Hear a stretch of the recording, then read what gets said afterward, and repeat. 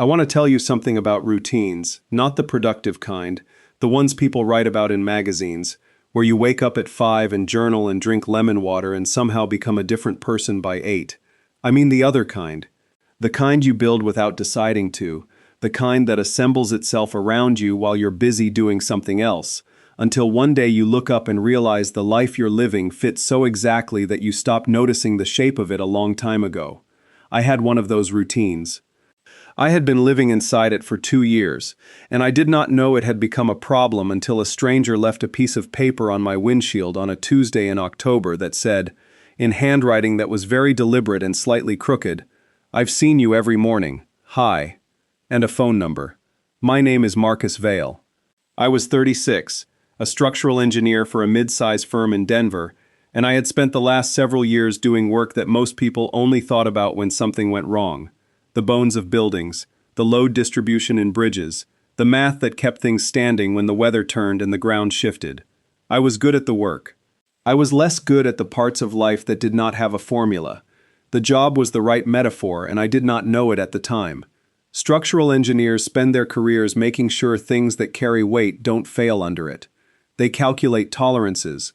They account for stress.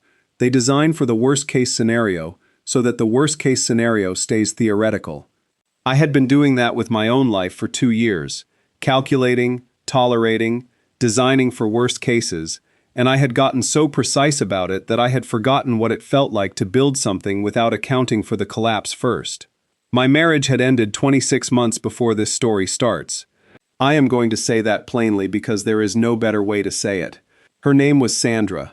We had been together for 7 years, married for 3, and the end was not a single event. It was a long series of small events, each individually survivable, which together produced a structure that could not hold its own weight anymore. We were not cruel to each other, we were tired in a way that looked, from the outside, almost exactly like contentment, which is its own kind of deception. After Sandra, I moved into an apartment 8 blocks from the office. I started walking to work. That was the routine. Up at 6:40, coffee from a machine that I told myself I would replace and never replaced, down the stairs, 8 blocks east on Colfax, the same parking lot I cut through because it was faster than going around, the same coffee cart on the corner of 17th where a man named Gerald had been making espresso since before the neighborhood had been fashionable, and then the office building with the glass doors that never opened quite right on cold mornings. I did this 5 days a week for 2 years. I did not vary it. Varying it had not occurred to me. I thought I was fine. That is the part I want to say clearly. I was not performing fine. I genuinely believed it. I was managing, I was functional. I was present in the ways the situation required. It did not occur to me that managing and living are 2 different things until a woman I had never spoken to decided I was worth a piece of paper. I should say something about the parking lot. It was a commuter lot, the kind that charged by the month and filled up by 7:30, and stayed full until 6. I cut through the south end of it, past a row of cars that faced the brick wall of the building next door, and for 8 blocks of walking it was the only place that had any shade in the morning because of a silver maple that had cracked the asphalt at its base and been left alone out of either respect or bureaucracy. She had parked in the same spot, I later understood, for months.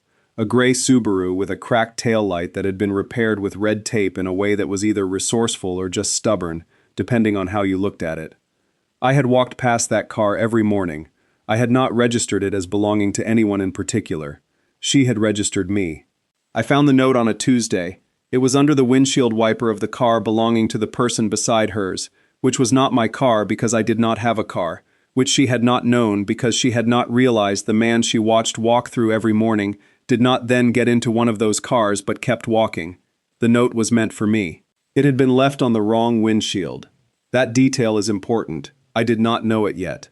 The man whose windshield it had been left on was a city planner named Doug, who worked on the 3rd floor of my building, and who had found me in the lobby that Tuesday afternoon, looking faintly puzzled, and had said, "Hey, this was on my car this morning, but I don't think it's for me." He handed me the note. He had the expression of a man who had thought about this for several hours, and arrived at a conclusion he was mildly entertained by. "You walk through the lot every day. South End, around 7:15? "Yes," I said. He shrugged. "Then it's probably yours." I read it again. I've seen you every morning. Hi. I stood in the lobby of my office building for a long time after Doug went up in the elevator. I want to be precise about what that note did to me, because the easy version of this story is that it was romantic and I felt swept up in it, and that is not exactly what happened. What happened was more specific than that. What happened was something in the back of my brain that had been very quiet for 2 years suddenly had something to say. Someone had noticed the routine, not just the route, the routine, the pattern of a man going to the same place the same way at the same time with the same coffee, every morning, for months. Someone had watched that long enough to find it worth acknowledging, and I did not know whether to find that touching or clarifying, because both implied I had been more visible than I thought in a life I had understood to be invisible. I texted the number that night. I almost did not. I sat with my phone in my hand for 11 minutes. I know because I checked the time twice, and talked myself through 3 different versions of what this could be before I sent, "Hi. I think this was meant for me. I'm the one who walks through the south end of the lot at 7:15. I don't actually have a car." She responded in 4 minutes. "I know. I figured that out around 9 a.m. today. I'm sorry about Doug's windshield. That got a laugh out of me that I was not prepared for." I typed, "He seemed to take it well." She said, "He told me he was cautiously flattered before I explained. He was gracious about the correction." I said, "That sounds like Doug." She said, "You know him?" "3rd floor," I wrote. "I'm on the 5th. There was a pause. Then, "Small building. Same parking lot," I wrote. Another pause. Longer this time. Then, "I'm Nadia. I've been parking there since March." "Marcus," I wrote. "I've been walking through since 2 winters ago." "I never noticed your car." Her response took a moment. "I noticed you." I set the phone down on the counter and looked at the kitchen ceiling for a while. Not because the ceiling was interesting, because I needed something stable to look at. We met in person 2 weeks after the texts. Not arranged dramatically, she suggested coffee one morning. I agreed, and we ended up at a place 3 blocks from the parking lot called the kind of cafe that had a chalkboard menu and mismatched mugs and a single table by the window that always had someone's forgotten scarf draped over the back of the chair. It was the kind of place I had walked past 100 times without going in. She apparently went every Thursday. Nadia Osei was 34, a landscape architect who designed public spaces, parks, plazas, the in-between places where people rested without planning to. She had short natural hair and the kind of posture that came not from effort but from certainty, and she wore a green coat that Thursday morning that had the look of something very old and very deliberately kept. She was already at the window table when I arrived, with her hands around a mug and her eyes on the street outside, and she looked like a person who was comfortable being the one who waited. Like someone who had decided early that patience was not the same as passivity and had been right about that ever since. She looked up when I came in. "The one without a car," she said. "The one who reads handwriting on Tuesdays," I said. That got a real smile. Quick, then settled. She had ordered me a coffee without asking, which I registered before I sat down, a choice that was either presumptuous or perceptive, depending on how it landed, and it landed as perceptive because she had ordered it black, which was correct, and I had no idea how she would have known that. "Lucky guess," she said when I asked. "You don't look like a man who complicates his coffee." I thought about the machine I kept promising to replace. "That's one way to put it," I said. We talked for an hour and 15 minutes. I know because I had a 9 o'clock meeting that I made with 3 minutes to spare and arrived at in a state that my colleague Lynn later described as oddly present, which I chose to interpret as a compliment. The second coffee was the following Thursday. The third was the one after that. By the fourth, we had stopped calling them coffee and were calling them Thursday, which is a small linguistic shift that means a great deal. She was like a person who had spent years thinking carefully about what belongs where, not just in parks and plazas, but in conversations, in silences, in the space between what you say and what you mean. She had a gift for the pause that was not uncomfortable. She let things breathe before she responded to them, and when she responded it was always to the actual thing rather than the surface of it, which is rarer than it should be. She was also funnier than her handwriting suggested. The handwriting was deliberate and slightly crooked, which gave an impression of someone who took things seriously and arrived at sentences through effort. In person, she was precise and dry, and regularly said things that took me a full second to catch, which I found I enjoyed more than I was prepared to. She asked good questions. Not the cataloging kind, not where did you grow up, not how long have you been at the firm, but the kind that required you to actually think.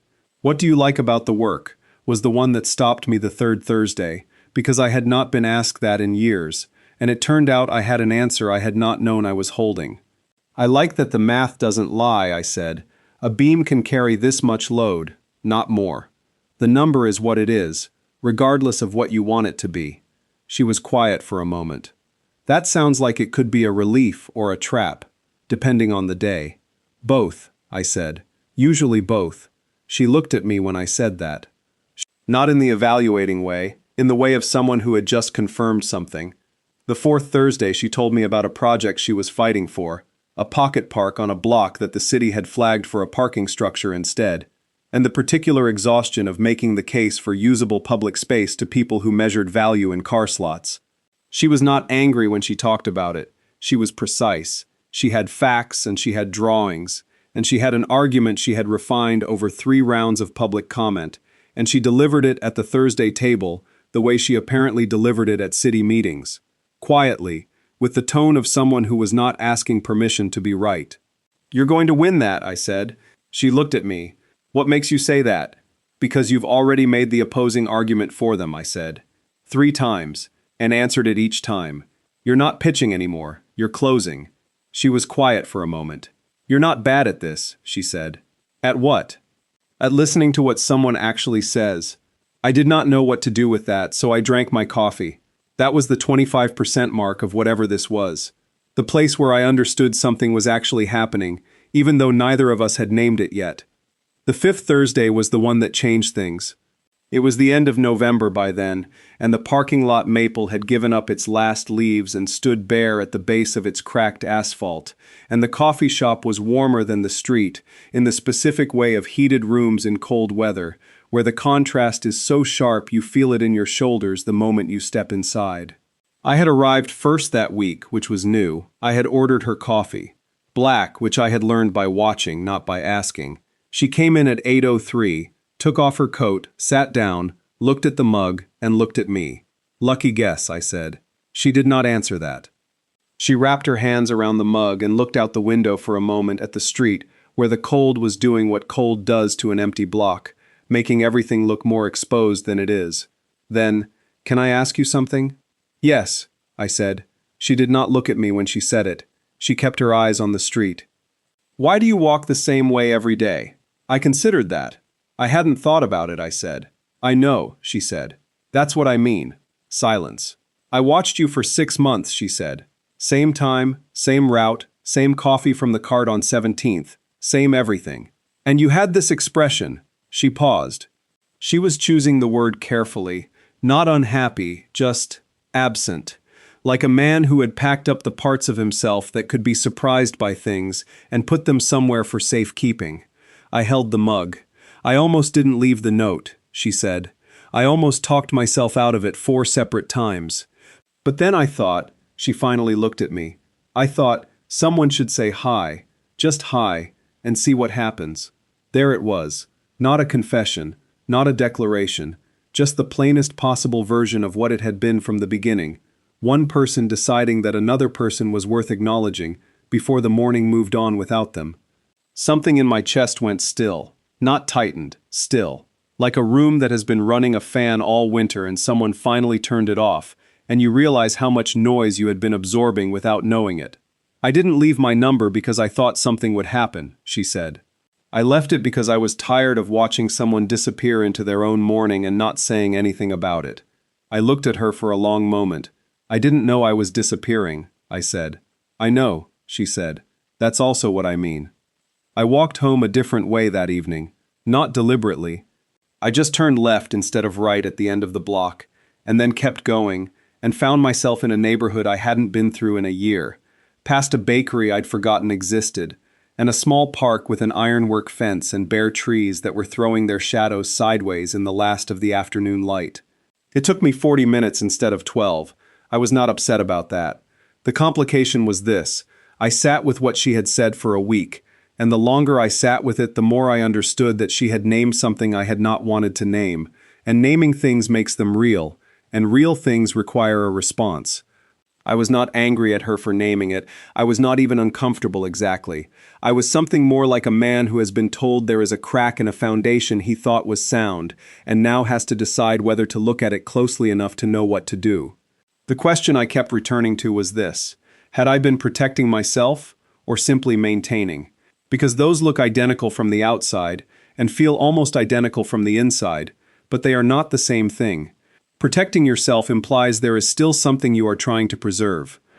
Maintaining implies there is nothing left to protect, just the motions, kept up out of habit because stopping the motions would require deciding what to do instead. I did not like the second answer, but I was not sure it was wrong. I did not text Nadia that week. Not because I was avoiding her, because I needed to arrive at the conversation from a place that was honest, and I was not there yet. That was the one thing I had taken from 2 years of marriage and its ending. Dishonest conversations are more expensive than the silence they interrupt. Sandra and I had had 3 years of conversations that were technically true and fundamentally incomplete, and I knew what that cost, and I was not going to do it again. I thought about the note, the specificity of it. Not "you seem interesting" or "I'd like to get to know you." Just have seen you every morning. Hi, the minimum viable honesty. The simplest possible declaration. I had been walking past her car for months and had not seen her. She had been watching me walk past for months and had decided that was worth addressing. That was the pattern. That was what I had been doing for 2 years. Not living, not even managing. Averaging. Moving through mornings that were identical enough that no single one of them could be difficult, because no single one of them required anything. I had built a routine that could not fail because it did not attempt anything. Nadia had noticed, and instead of saying nothing, she had said hi. I thought about what it takes to leave a note on a stranger's windshield. Not the logistics, the decision. The willingness to be wrong, to be misread, to have the thing land badly and have to sit with that. She had been prepared for all of those outcomes and had done it anyway. Not because she was reckless, because she had decided the cost of staying quiet was higher than the cost of being seen trying. I called her on a Sunday. Not texted. Called. She picked up on the second ring. "I've been walking the same way every morning," I said, "because it stopped requiring me to pay attention, and I think I've been making a lot of decisions for the same reason." A pause. "I know," she said. "I don't want to keep doing that." "I know that too," she said. "Okay," I said. And then, because it was what I actually wanted to say and I had decided to stop calculating the cost of saying it, "I'd like to see you not Thursday, before Thursday, quiet. Then Tuesday," she said. "The parking lot, 7:15. I was there at 7:09. I am not going to pretend I was not. That was 14 months ago. We still have Thursdays, but they are not called Thursdays anymore because we have too many other days now to distinguish them by. Some of them are Saturdays at the farmer's market 2 blocks from her apartment, where she has strong opinions about which vendors are consistent, and I have learned to trust her judgment on this. Some of them are Tuesday evenings when she brings her drawings to my place and works at my kitchen table while I make dinner that takes longer than it should because the recipe was ambitious and I am not going to admit that. One of them was a Sunday in March when we drove 3 hours into the mountains because she wanted to see a meadow she had been thinking about for a potential project, and we stood in it for 40 minutes in the cold and she did not take a single note, and I understood that sometimes the looking is the work. She moved into an apartment 2 miles from mine 6 months after the parking lot, which was her decision, made in her own time, and which I mention only because the distance is the right distance for 2 people who are still learning each other, close enough to be present, far enough to be chosen every time rather than defaulted to. I have not stopped walking to work. She parks in the same lot. We do not always walk in together. She arrives earlier than I do, most mornings, but on the days we do, we take different routes to the coffee cart on 17th, and then the same one after, and Gerald has stopped asking if we are together because he has concluded the answer is obvious, and he is not wrong. She designed a small plaza for a neighborhood project in the spring. I attended the opening because she asked, and because I wanted to. It was a good plaza, an in-between space, the kind she specializes in, with benches angled toward each other and a tree planted off-center in a way that looked accidental and was not. She found me at the edge of it afterward, looking at the tree. Why off-center, I asked. Because the perfect center is where people walk through, she said. Off-center is where they stop. I thought about a silver maple in a parking lot that had cracked the asphalt and been left alone. Smart, I said. She bumped her shoulder against mine. I know. Last week I walked through the parking lot at 7:15 and looked at her Subaru. The red tape on the taillight is gone. She had it properly repaired in the spring, after I pointed out the tape was actually allowing water in. She was annoyed that I was right about that, which is one of her best qualities. The cracked asphalt at the base of the maple is still there. Someone has filled it in, partially, with concrete that is a slightly different color than the original, so you can see exactly where the break was and what was done about it. I noticed it for the first time in 2 years, not because it changed, because I was looking again.